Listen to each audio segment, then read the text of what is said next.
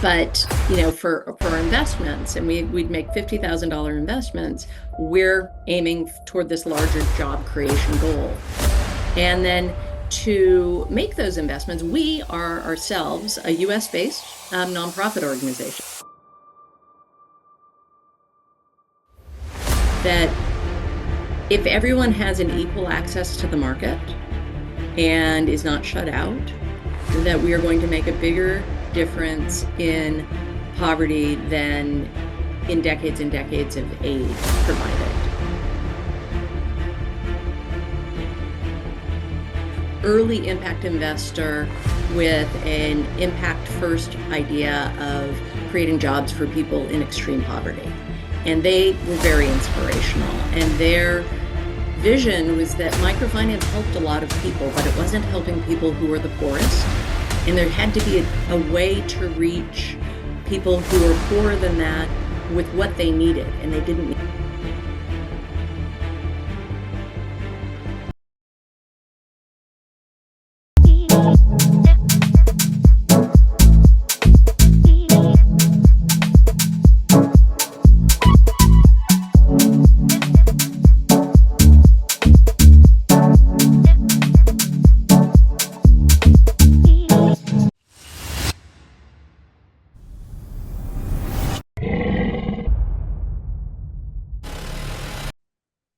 Hello, everyone. Welcome to Youth Mentors and VC's podcast again. This is a wonderful, wonderful day again.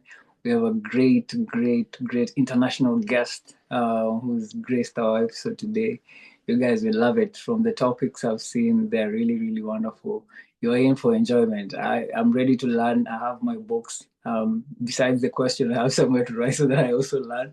So you guys just keep it in, lock in there so that we have fun and enjoy on this episode. So before we start, I want to introduce our sponsors who help us make this shows come to life. Brand they deal with plant-based coconut yogurt made in Watamu. For those who are lactose intolerant, this is your plug actually to go and get the yogurt. For those who don't consume dairy, we got a solution for you from Rico Amor. Also, our brand partner called Allo.co. They deal with women fashion. Actually, for these ladies who love luxury brands, this is your way to go. And also, we have a school in Kenya called Rofina School that we support with donations and charity for the children living in the slum areas. So we're gonna put a picture so that you guys, for those who love giving, to go and support this school because we believe giving is receiving.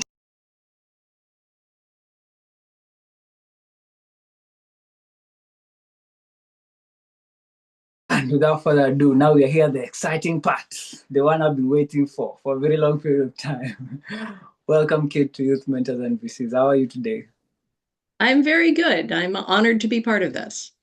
Amazing, amazing. What should people expect today from you? You'll expect opinions, and I'm sure there are going to be others who have different opinions. So take it, keep all of that in mind. But these are my opinions from the last, 20 some years. Amazing, amazing. So how we start is usually just a little bit of introduction of yourself, tell people so they can understand why they need to listen to as much as I'm eager to listen to you.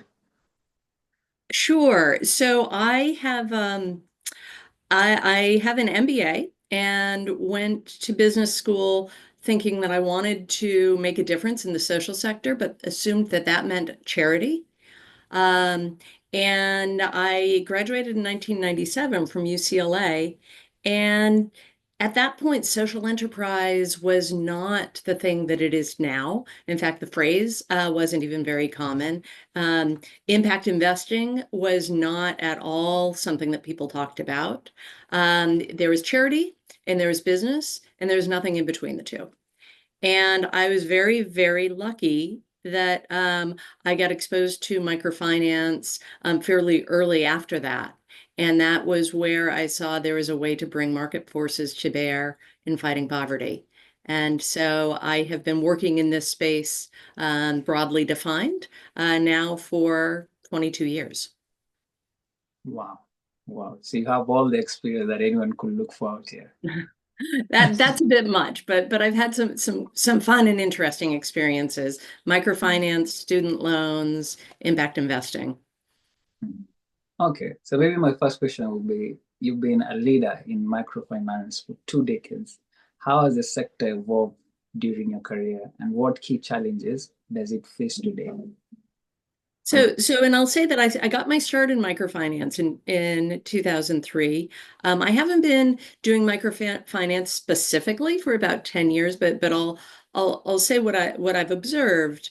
When I first joined an organization called Unitas, we we had a vision that microfinance would be more than charity, that it could be a more market-oriented, although still pro-impact enterprise, and it would grow much, much bigger than it was at that point. And in fact, it did. When I joined this organization, we had just made two investments in microfinance institutions, one in Mexico and one in India, and they were reaching about 12,000 clients. In 2010, when that organization wrapped up, the portfolio was reaching 7 million clients. So microfinance grew very, very, very fast from a client perspective.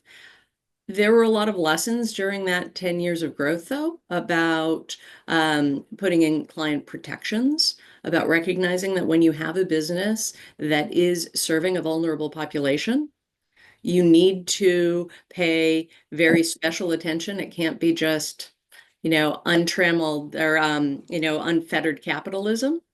And, when I left that organization, that's when I went to a more narrow part of microfinance and student loans. But in general, I've found, microfinance is now really more about financial inclusion. And it's not just loans for people to have small businesses. It is insurance, it is savings. And I think that is healthy. And I think there are a lot of very smart people working on building an industry that is serving the population better than just trying to make money off of it. Okay, all right, all right. So, what inspired you to transition into impact investing, and how do you believe that? How do you believe it complements microfinance and in combating poverty? Yeah. So a couple of things inspired me, but the first certainly would be my colleagues at Unitas. There were three of them who founded an organization that was a very early impact investor with an impact first idea of creating jobs for people in extreme poverty.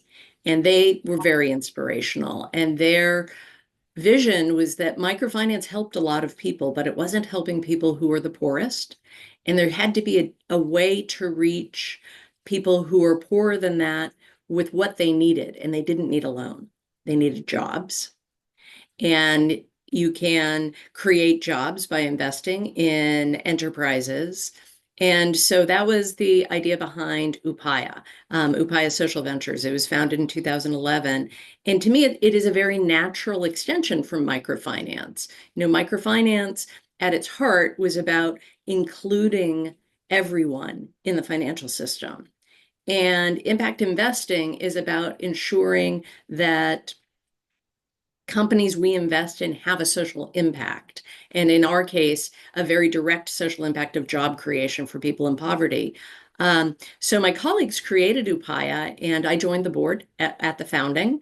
I was very fortunate to do that. And then in 2016, stepped off the board. Well, stayed on the board, but added to my responsibilities and became CEO of that organization, and just stepped down on December 31st, so, off the staff. So it's been a very interesting past 9 years in looking at impact investing, which is obviously a huge, huge, huge industry now, and includes, tens of millions of dollars of investment into climate companies, as well as what we would do, which is $50,000 investments into village-based companies that could create jobs for 1,000 people.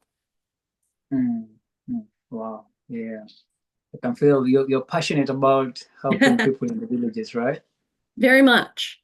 I mean, I Mm, think that everybody has the right to have an opportunity to build their own lives, mm, and sometimes it requires extra effort to reach them. yeah. Yeah. You have to, at times it forces you to go outside your comfort zone, right? Very much, I think so. Um, but that's Yeah. where the learning happens. Mm. Okay. So Biosocial Ventures has achieved remarkable growth under your leadership. What strategies have been most effective in scaling the organization and increasing its impact? Yeah, so we are very fortunate and very proud of the growth that we've achieved. Um, since our founding, we've invested in 43 companies that have created just under 50,000 jobs. Um, and like most organizations, that growth trajectory was, kind of flat for a bit while we were learning and defining our strategy. And then, the last 9 years have shown pretty massive growth, and I am fully expecting the next 9 years to be growing even faster. For me, the thing that was most important as a leader was clarity of vision and focus. We were always about creating jobs for people in poverty. That was our North Star, is our North Star. Um, every investment we looked at, the first thing we evaluated was its impact potential. And when you're a startup, it's really tempting to look in a million different directions and to get distracted by different opportunities. And the only way to really make progress, I think, is to be clear about where you're heading. And that is something that Upaya has always had, just a real clarity of what success would look like. And it's defined in terms of jobs. Beyond that, of course, we were also fortunate. We've been able to hire very talented, very committed team members and give everyone a voice. When I went to business school, in addition to focusing on nonprofit management, I also focused on human resources, which surprises people sometimes. They assume it was finance or something. But Me I too. really, yeah, Me too. I'm surprised. yeah, and yet human resources is, I mean, it's the way everything gets done. And if you can't build a team of people both committed to the cause and clear on what they need to do, then you can't move forward. And I think that those were two things that, I certainly tried to bring to Ubaya: clarity on our goal and an empowered, talented team to get there, that I think helped us a lot. Mm. So while investing in SMEs, what all the ventures that you guys invested in, what do you think were some of the challenges the businesses were facing that you felt like they really needed support to go to another level? Yeah, I mean, all startups have the same have well, they all have the same problems and they all have their own problems. Um, the same problems are when we come in and invest, we're very early, typically the first institutional investor. And so the number of unknowns is uncountable. They understand parts of the business, and then there are other parts that they're still learning, and that they need to be able to adapt their business model as they learn. Examples of that can be trying to get their product to market and having a dream of doing export, but being able to export outside the country requires a lot of specialized skills and talent. And what we tried to give our companies is sort of the runway to be able to learn those things, but also the focus of what are the key things you need to know. When you're running the business, sometimes it's tempting to just be thinking day to day. And we would require quarterly reporting, and in the first couple of years, quarterly phone calls, sometimes monthly phone calls, to help an entrepreneur be able to look longer term to be able to see where the revenue is coming from. It all does kind of boil down to revenue. If you don't have a product that a customer is going to buy, um, then it isn't a business, it's a charity. So understanding where revenue is coming from, where it is growing, and then the unit costs for the product. If you can get those things right, then you can work everything else out. Those were our main points of focus, and then once those were sort of more solid, then it was time to say, okay, now are you ready to grow? Let's help you raise more money. And every entrepreneur is always, figuring out the next round of money that they need to raise to be able to grow to the next size. Actually, immediately after the fundraiser, they usually start thinking again how Unfortunately. raising again. Yeah, yeah. And I think that's a problem with our industry. Yeah, yeah, that's okay. That's okay. So let's speak about addressing poverty, yeah, and social entrepreneurship. Do you believe we can realistically end poverty by 2030? And what role do social enterprise play in achieving these goals? I wrote that and I do believe it. We've Mm. certainly had some setbacks since I first wrote that we can end extreme poverty. We've had a global pandemic. Um, I think that the pullback from many countries from being um, globally focused is not helpful in fighting poverty. But in general, I mean, the principles that I believe in are that if everyone has an equal access to the market and is not shut out, that we are going to make a bigger difference in poverty than in decades and decades of aid provided. That I think it's about giving people the opportunity to craft their own lives. And I think we have seen, enormous strides in the past 2 decades. Um, and my hope is that the setbacks in the last 5 years are going to be sort of minor blips, and that what we've learned in the past 20 years about social enterprise and about ways to connect people with markets, which I mean, I joke that it's the perpetual motion machine.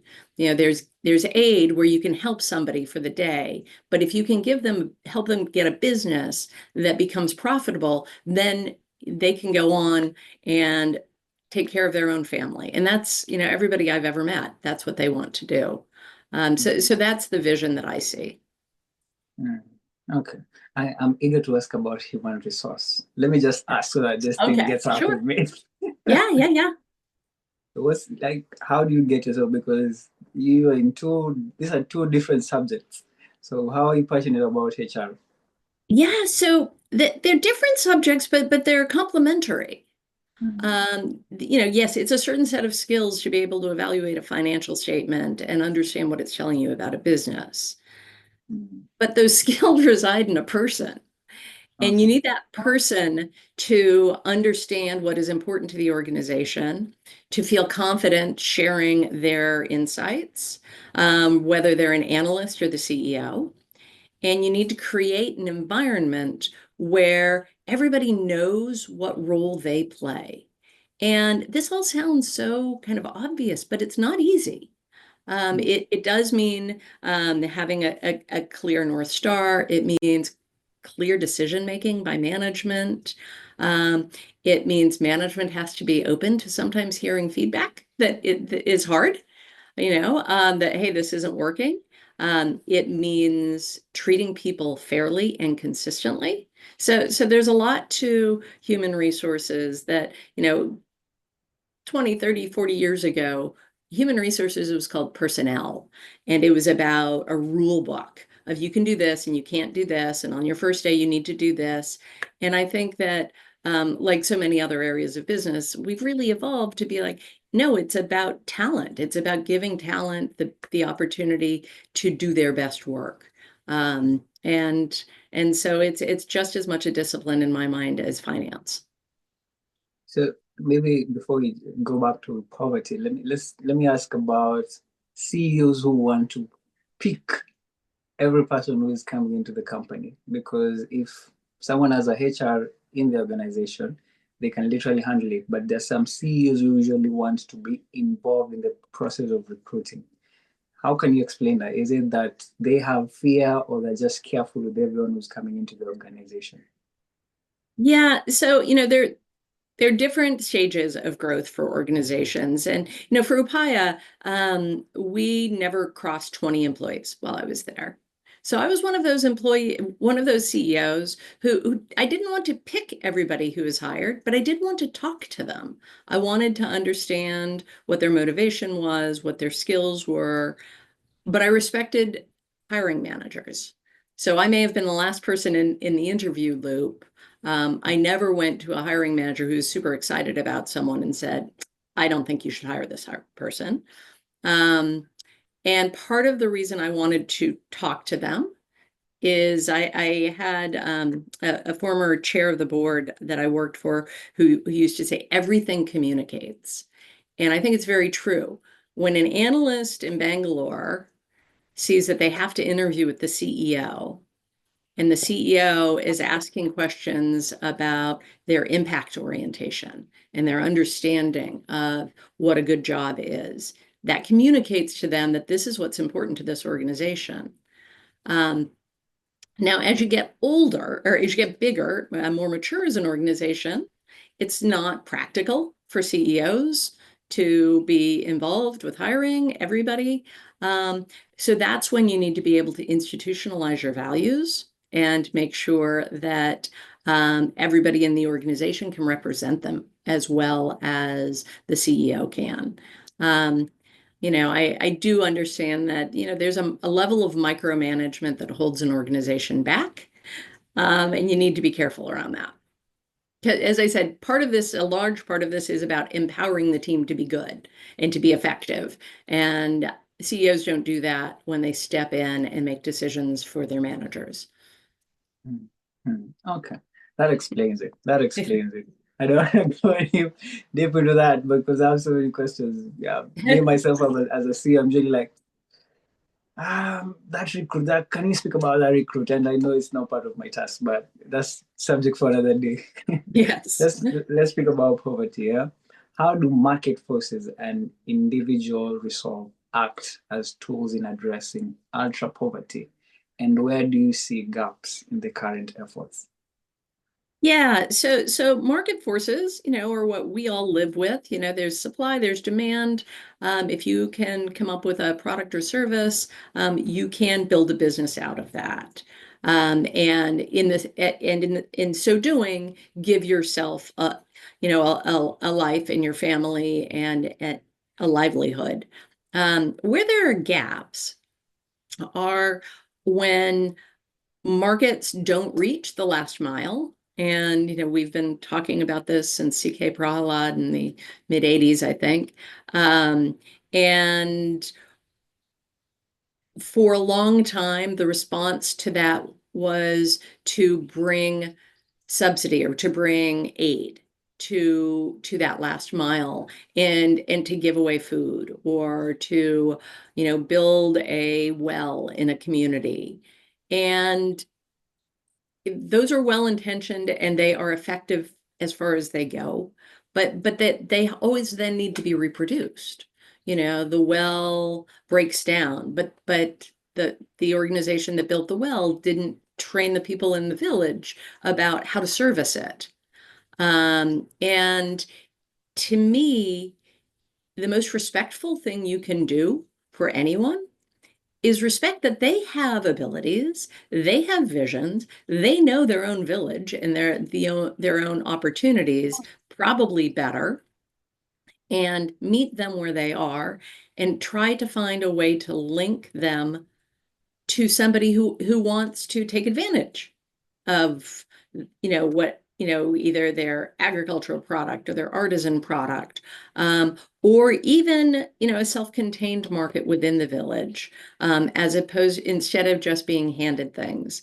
There is and I should be really clear, there's a role for handouts.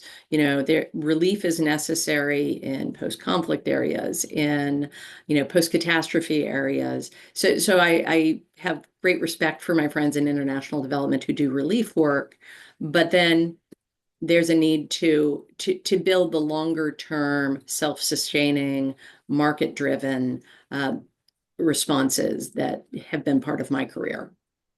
Mm.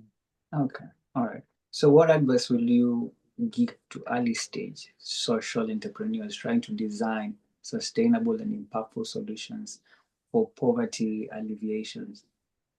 So, given that I've been talking so much about the impact and being very pro-impact, this might be surprising, but the first question that I would always ask an entrepreneur is, where does your revenue come from? Explain to me why this is a business and not a charity. Because I'll talk to entrepreneurs and they're like, oh, we really like making these bracelets and there's skill in the village and we want to take advantage of those skills. And like, that's great. Who's buying the bracelets? And well, we're looking to get grants so we can make the bracelets. It's like, okay, well, that's a short-term thing. Maybe you're getting the grant to be able to, build enough inventory to then go find the customers. But if you're a social enterprise, you start with the customer and what they need and serve it, as opposed to saying, well, we have this and we can make this and we don't care whether anybody wants to buy it. So figure out your revenue side, and then be very clear what it costs you to serve that, to create that product or make that offer that service. And that cost is going to change as you get bigger, but still really understand your cost drivers. And only then can you understand whether you have a business that can grow and scale. Okay. Okay. That's straight to the point, spot on. Let's speak about innovations now, yeah, and challenges. Can you tell us more about Upaya's Fast Accelerator program and the innovative recoverable grants you've introduced? What has been the impact so far? Sure. So when I joined Upaya as CEO, from being on the board, what I often describe these two periods of the organization's history is, the first phase was about experimentation and finding what kinds of entrepreneurs should we be looking at, where are jobs being created, and what kinds of investments should we make. And when we got some more clarity on that, we realized we could work with more companies in an accelerator model and provide value to them, than, looking at companies one by one, frankly, taking up a lot of their time as we were deciding whether or not to invest in them. And then we only invested in a small fraction. And so we thought, if we run an accelerator program, and our accelerator included components on financial management, on leadership, on impact management, we would be creating value for the companies. Like, whether they got investment from us or not, they would walk away, hopefully being stronger entrepreneurs. But then we'd also get to know them a lot better. And in the process of getting to know them better, we would be in a better position to make investments. And so, starting with that first cohort in 2017, where there are 8 companies, we've typically had 8 to 12 companies in a cohort. We've done, up until now, about 1 a year, and then we invest in 2 or 3 of them.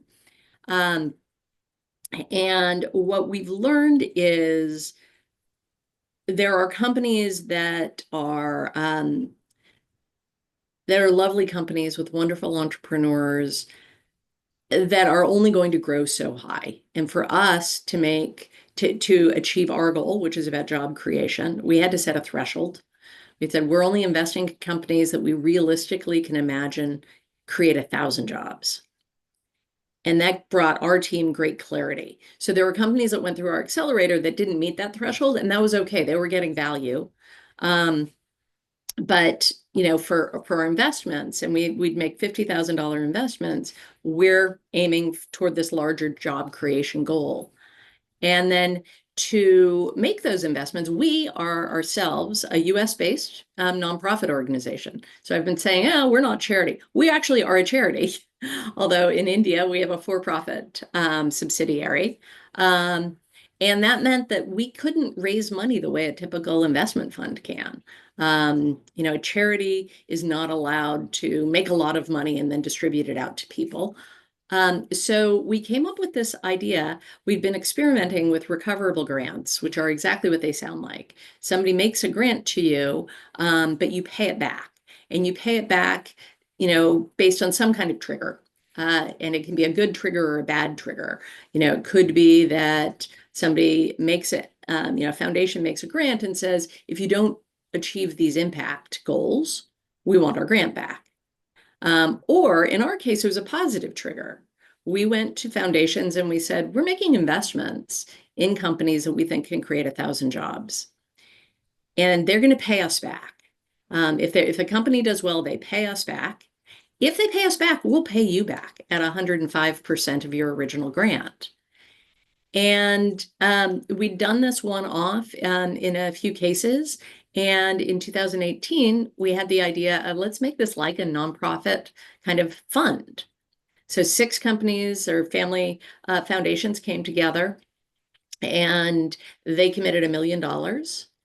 And we started making investments and we weren't going to pay them back till the whole, till we've invested in the whole portfolio, and then they start paying us back. Um, and it has worked even better than I'd hoped. We have 10 years to pay back, and we have already started. We're in year 6. I think I've got that right. We've already been paying the foundations back, but kind of going back to my HR hat and believing in aligning incentives. What I didn't anticipate was how well this would align incentives all along the chain. You have the entrepreneur who wants their company to do well. You have Upaya who's investing in the entrepreneur who wants their company to do well because we want to be paid back. And we have foundations who wants Upaya to do well so that they can get paid back. And it never, felt oppressive or like there was lots of pressure. It was just we were all looking through to the ultimate impact. We all wanted to see this company do well and create jobs. So that was, we've raised now 2 pools of recoverable grants. The first one's fully deployed and is paying back. The second one is being deployed. It was a little over $1 million, and the organization is raising a $3 million one right now. Okay, so maybe you say Pi is based in the US. So even investing, that's your focus area. Only companies based in the US or India as well? Oh, great question. So our structure is a little bit,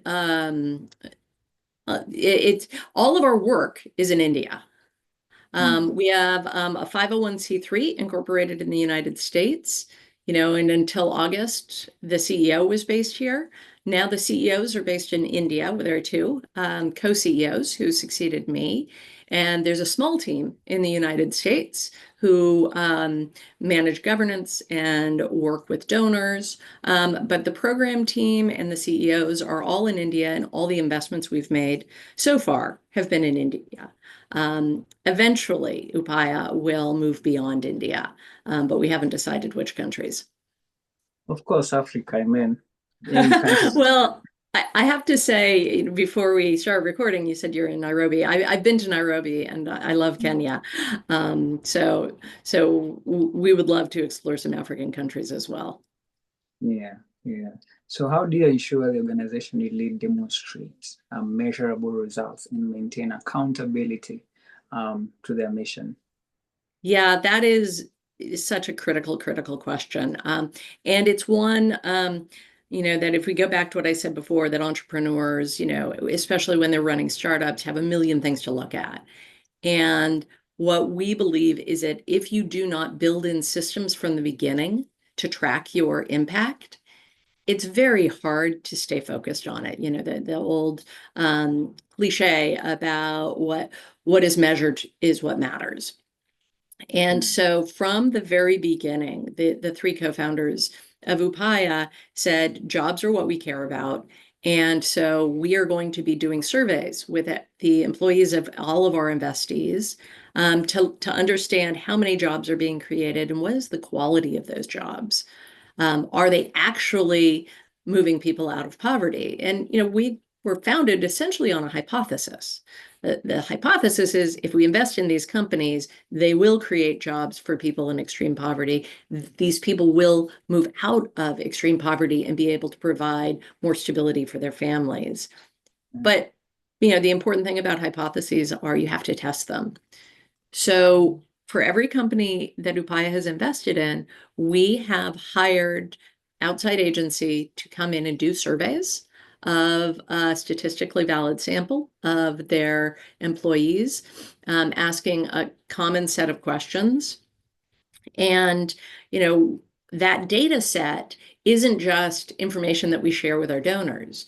It is information that informs what kinds of investments we make. We learn, when we invest in agriculture companies, like so many of the world's poor are smallholder farmers. And so there's a huge need to find a way to increase their take-home income. But as we know, agriculture, it's commodities. It is very hard to change the price of an agricultural product. So for a long time, we said we're only investing in companies that are lifting your income by at least 50%. What we found with agriculture companies is if these companies, and they're often processing companies that we're investing in, if they're providing reliable income, more reliable than before, but lifting the income by 20%, that was still very valuable to the farmers. And we only knew that because we had a data set of thousands of surveys that we had looked at, and we could compare, this is what agriculture looks like, this is what waste management. Waste management was not, I think, an area that we thought was going to be an important part of our portfolio.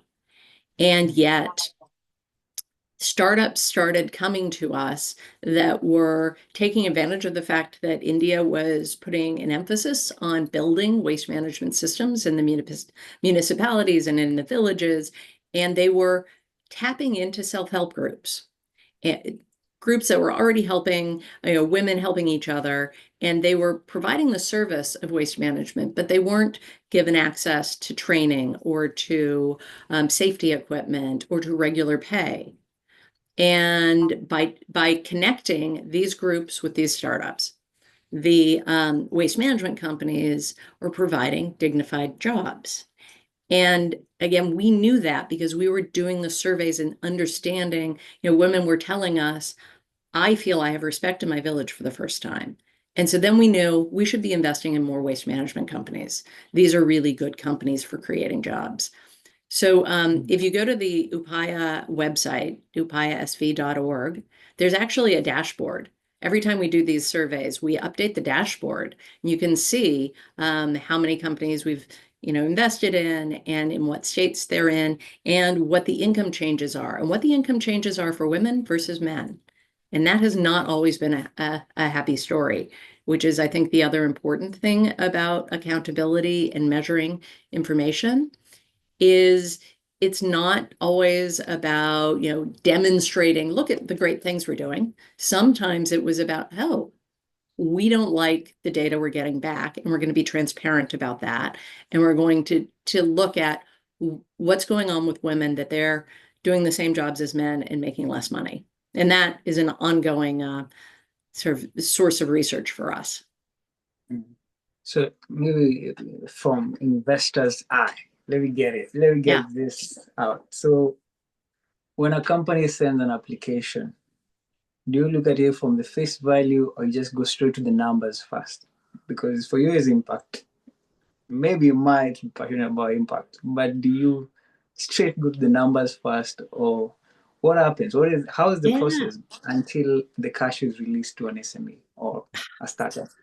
Yeah, so it's a great question, and there isn't a straightforward answer.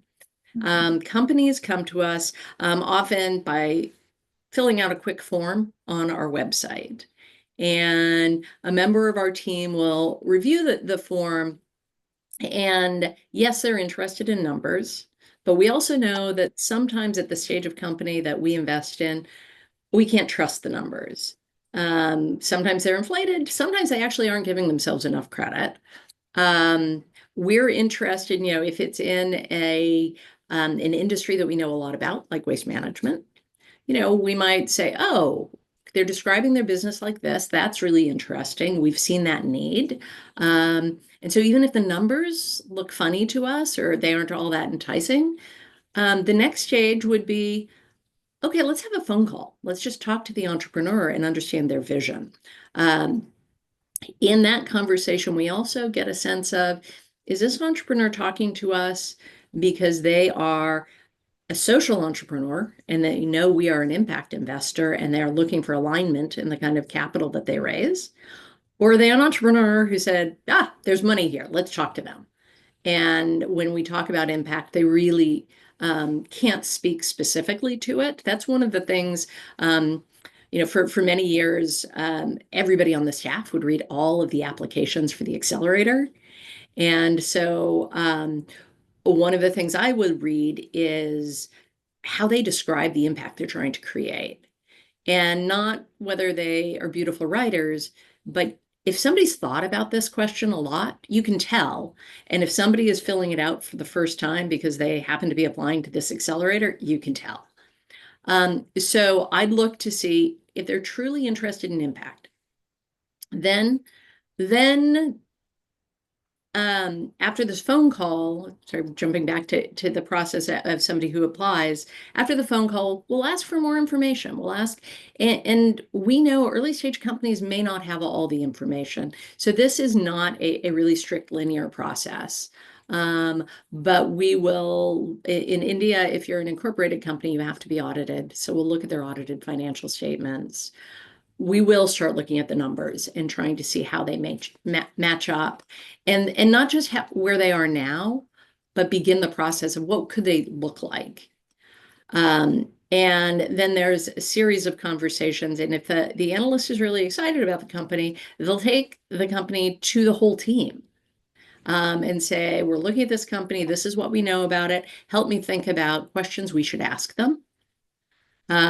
There's a field visit always where we find out, the things you're saying on the phone, what does that look like in action? Where we interview their employees and what they think. And sometimes you hear a different story. And then they come back to the whole team and said, this is what we learned. Once all of this has gone through, and of course this takes time, it's a few months, it goes to our investment committee. And even though I am no longer on staff, I'm still on the investment committee. And the investment committee gets a very thoughtful, detailed memo. By rule, we say the memo can't be more than 10 pages because it forces the analysts to really focus on what's really important about the company. But then there are always a lot of appendices. And then if the investment committee approves it, then it goes to the board. Once the board approves it, then we begin the process of writing an agreement with the company, which sometimes is very quick, like a week, and then the money is released. And sometimes we go back and forth on terms, and it can take a couple months. And, if anybody is watching this and saying, that's a lot of work for $50,000. I know. I'm It, like, hey, it can you just is. make this in a week? And I think that is a fair critique. One of the things we're hoping to do with the new pool that we're raising is increase our ticket size when it's appropriate. But the other thing that Upaya brings is not just our own money. Many times, because we are a nonprofit and we are able to invest in these companies and do impact research on them and support them. And we are not a for-profit fund that needs to stand alone on our management fees. Other investors will look and say, oh, if Upaya is in a deal, we know this company is going to get a lot of support. So our $50,000 will attract other money. And so it's very common that we put in $50,000 and then the company raises 500,000 in that round. But it's we are very, very careful before we make our investments. And of the over 40 investments we've made, we've only had to write off 5, which is a pretty impressive statistic for a venture capitalist. Wow. Has a startup ever told you like no? maybe during that time you're taking time, the months, the quietness. Has there been a startup that ever said, since you went silent for a while, you found another investor so you guys can keep your money? Has it ever happened like that? It has happened.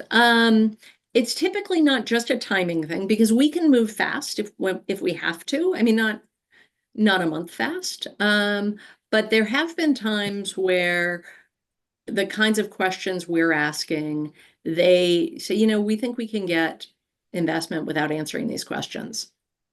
Wow. And it's like, well, okay, then we think you should go forward. Or there have been times when other investors who are looking at the same company said, we won't hold you to those impact standards.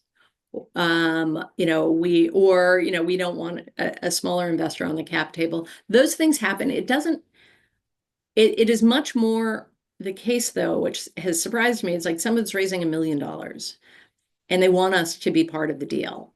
And my question is always why? We're $50,000. What do we bring for you? Not that I don't see the value myself, but I want to make sure that they see it. And very often it's like you bring us credibility, you bring us support, other investors look to you. So it's always a dance. And that's why we have a rule. We'd never say that we've made an investment until the money has left our bank account. Because at any stage in that process, things could fall apart. That's that's very unfortunate, but it's fine. It's life. It's life, exactly. Yeah. So you've spoken candidly about what works versus what doesn't work in social entrepreneurship. Can you share an example of a common mistake organizations make when trying to achieve impact? Yeah, I think that, and I'm trying to generalize across different kinds of industries. I think that a very common mistake is focusing so much on the day-to-day fires that you never get a picture of how your business really works. I talked about understand where your revenue is coming from, understand the costs of your good or service. What we try to help our companies with is get them beyond the day-to-day, understand those key drivers because their decision making is going to be informed by that. If their product is never going to cost less than what they can sell it for, it's only going to be sold for 20 cents and it's always going to cost them 25 cents. It may seem like a really good product, but they have to walk away from it. And they're not going to be able to make that decision if they're so busy trying to create the product.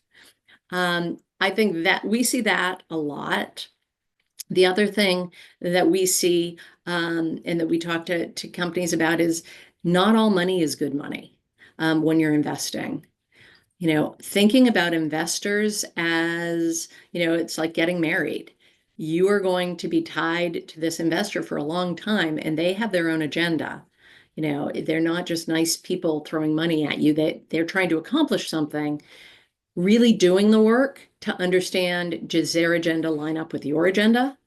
Or are you going to start feeling a lot of pressure to pay back sooner than you're comfortable with? And, or are you, presenting a really, optimistic financial forecast for them that you're then going to be held accountable to?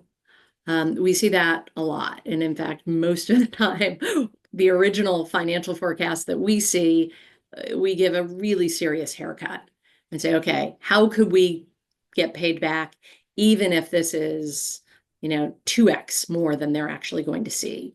And we are transparent with the entrepreneur about that. So being able to have transparent conversations with your investor is a good sign about, is this somebody you really want to be working with? Okay. Okay. So let me ask something very personal. You love impact. Something like this has to come from somewhere behind. So what motivates you? What makes you passionate about the impact that is being made in the world? You know, because there are some other people, maybe like me, who just, hey, where's the money? You know, but you are passionate about impact. So why are you passionate about it? Is it something that happened to you, or is it just something that is in you? You know, it's a combination of things, but I like to tell a story about um, when I was in college, I realized I am a workaholic. I know it. I love working. I love making things happen. I worry about things at 3 in the morning. That's just who I am. And my senior year in college, I was in charge of this giant event, campus, big campus event, the kind of thing that, the local television stations come in and cover. And it was called the Big Game Bonfire. And a couple thousand people would come to this big bonfire before this, big rivalry football game. And my senior year, I was running it, and it was raining. It had been raining all week. And we were really worried our event was going to be canceled, and this, wouldn't this just be a tragedy? And the day of the event, I woke up at 4 in the morning and it had stopped raining, and I was driving over to the site and I had an epiphany. It's like 4:30 in the morning and I'm at a stop sign, and I realized, oh my God, if I'm going to care so much about doing something in my life, it really better matter. This isn't about money. This isn't, about making sure, the latest software is pushed out. I want to make a difference. Um, and that idea, held to when I applied to business school, and I said, I want to be an excellent manager in an organization that's trying to have a social impact. What business school did for me is it showed me that social impact was possible at scale. That I started, I joke that it's like I've got a thing for big numbers. It's nice to run an organization that is helping 50 people. That's very nice.